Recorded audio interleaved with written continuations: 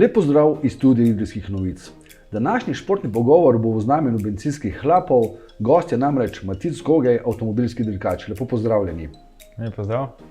V začetku maja je potekala prva gorsko-hitrostna dirka v Tolminu, katere presenetljivi zmagovalec ste bili vi, za kar vam seveda čestitam. Pa me zanima, kakšni so bili te vaši občutki po vaši premierni zmagi? Najprej hvala za čestitke.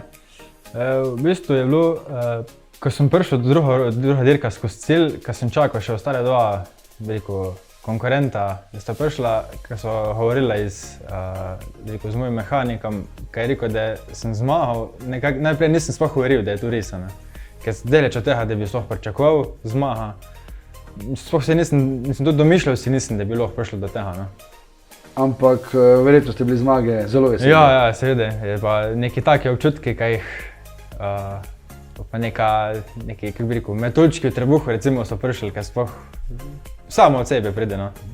Sama dirka je sicer potekala v relativno težkih vremenskih pogojih, bilo je ogromno dežja. Vam ustreza vožnja po mokri podlagi? Zdaj, ne vem, ustreza. Meni je zelo všeč oddolžja vozt. Zdaj, lahko je oddolžja tu, ker ne pride tu avto do izraza, se pravi, koliko je močen, take stvari. Ampak načeloma je kar zanimivo oddolžja. Sicer pa imate za sabo že kar nekaj nastopov, predvsem na gorsko-hitrostnih dirkah. Za to panogo ste se specializirali, če se tako izrazim. Ja, specializirali. Nimam veliko nekih smeri ali reli ali horske, ampak nekako bolj dosegljivo mi je, da grem na horske dirke. Na gorskih dirkah, v primerjavi z reljem, ki je pri nas precej bolj poznan pa priljubljen v Idriji, je glavna razlika ta, da ni sovoznika in da se mora voznik progo naučiti na pamet. Je to težko? Ja, mislim, težko. Vsak ima svoje ideje, kako si zapomni. Eni grejo, lahko tudi rečem, 100-krat čez prugo, eni parkrat pa si posnamejo, pa pol tu gledajo doma, mislim, pred dirko. Je čist odvisno. Lahko ti tudi, se takoj vidiš že v parih prehodih, ko greš, a ti pruga ustreza, ali ti ne, ali ti kakšen odsek, ki ti ne paše, pa tudi na dirki vidiš, da kjer ti ne paše, da ni optimalno. Tako da je različne stvari. Kaj pa vam bolj paše, če tako rečem, hitri odseki, zavite, zaprte deli steze? Meni vse paše, sem da grem na dirka. Samo da je hitrost. Ja.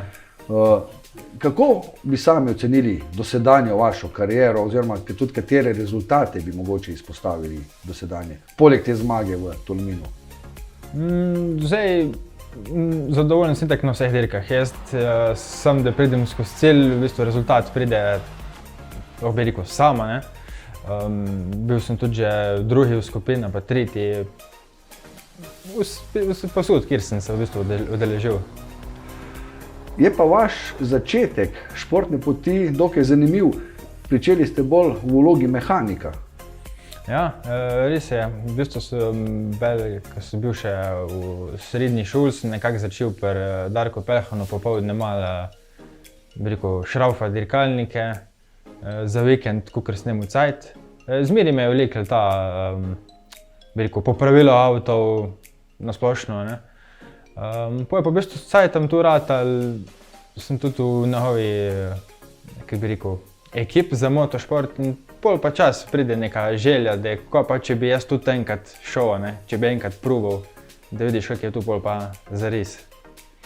Zdaj, gledalci ponovadi vidimo samo dirko in pa rezultat, vendar sama dirka se verjetno začne že precej pred samim nastopom. Ja, se tudi že velikrat smo govorili, pa sem ponovil, v bistvu dirka se lahko naredi že doma v delavnici. Če si avto dobro pripraviš, če greš prej probat, te vidiš, če slučajno kje nahaja, na splošno take stvari. Tudi avto je treba preštimati, vsaka dirka posebej, treba avto pregledati. Sama dirka je v bistvu še najmanj del, ali kako bi rekel temu.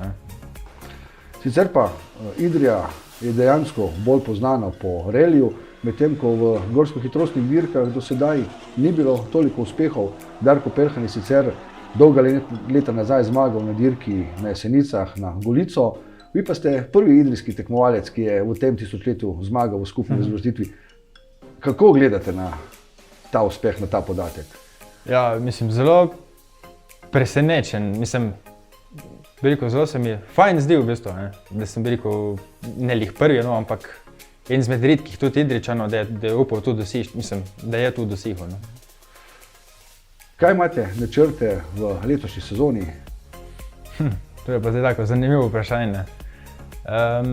Nekih načrtov nimamo v bistvu. Jaz bolj sprot vidim, kaj lahko, na koliko dirk bi šel, kam bi šel. Je tudi želje, tudi Makadam most. Vse pa žal ne gre, ampak neki, kaj bo še, no?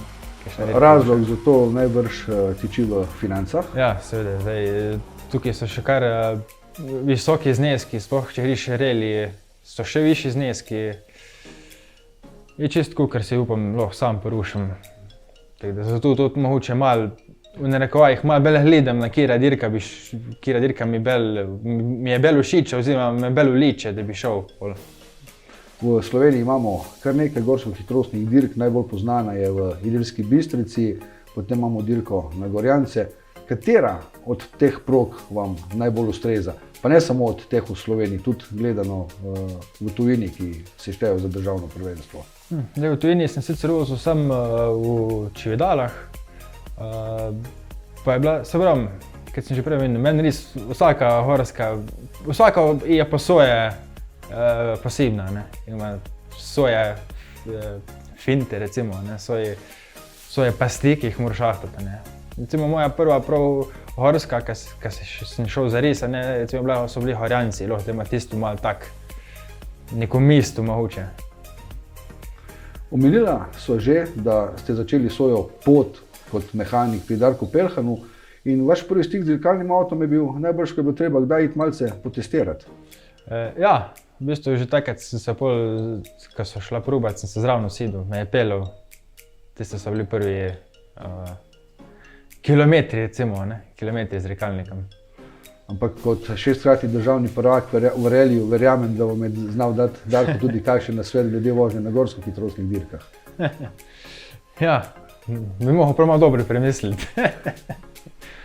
Sicer pa najbrž niste sami v ekipi za gorsko-hitrostne dirke, imate mehanike, podpornike, ki vam pomagajo. Ja, predvsem tukaj lahko izpostavim, recimo Matej Čar gre z mano, tudi pred dirko gremo skupaj, če je le možno, gremo skupaj avto probat.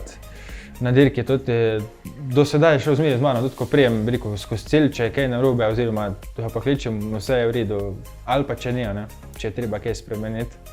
Ko pripravljamo, mi veliko pomagata tudi v službi Sebastian, pa Nataša, pa tudi Darko. Tako da smo mi tista neka ekipa, ki piljemo tu naprej. Sicer pa, če ne boste nastopili, pa vas letos zagotovo čaka nekaj dela na dirkah kot glavni mehanik ekipe Darka Peljhana. Ja, v bistvu pa definitivno, kar v bistvu bo šel, si mislim, da skoraj sigurno zraven, Tako da bo tudi tam veliko dela. Nedolgo nazaj je Darko Peljhan nastopil tudi na reliju svetovnega prvenstva na Hrvaškem. Verjamem, da je bila tudi za vas kot mehanika to lepa izkušnja. Ja, kar je zanimivo, tudi kot v sami dolžini dirke, tudi za nas mehanike je tu po eni strani naporen. Bi rekel, čakaš po polni, ko pridejo v servis, takrat moraš tistih pol ure, 40 minut narediti vse, kar oni uničijo, če se lahko malo pohecam. Je bilo zelo tako zanimivo izkušnja. Tudi avto je bil, bi rekel, lahko rečem nov za nas, ker nismo bili vajeni. Ker smo se še tisto malo nagledali, naučili, pregledali, kako je to narejeno. Vse to udejstvovanje v dirkah seveda vzame veliko časa. Kako na to gledajo domači? To je pa zdaj, tukaj pa mislim, da ni pravilnega odgovora. Moram zelo potrkati, da tudi žena podpira, razume v tem, da nekako pa tiste, kako bi rekel, proste dneve, da res izkoristiš z družino. Matic Kogaj, jaz bi se vam najprej zahvalil za ta današnji pogovor in vam istočasno tudi zaželel, da bi še kdaj ponovili tak uspeh, katerega ste dosegli v Tolminu in ponesli Idrijo tudi v vrh slovenskega gorsko-hitrostnega dirkanja. Ja, hvala lepa. Če bo le možnost, bomo probali to narediti. Zdaj bi se pa, bi se zahvalil, kot sem že rekel, tem 6 osebam, 5, 6, recimo Darko, Matej, Nataša, Sebastian, žena Aleksandra, pa Primož. Tako v bistvu tudi vsi nekako mi pomagajo in sodelujejo pri teh projektih. Upam, da vam bodo ob strani stali tudi v prihodnje. Hvala še enkrat za pogovor. Hvala vam. Vam, spoštovani gledalci, pa najlepša hvala za pozornost in vabljeni k ogledu tudi ostalih prispevkov Studia Idrijskih novic.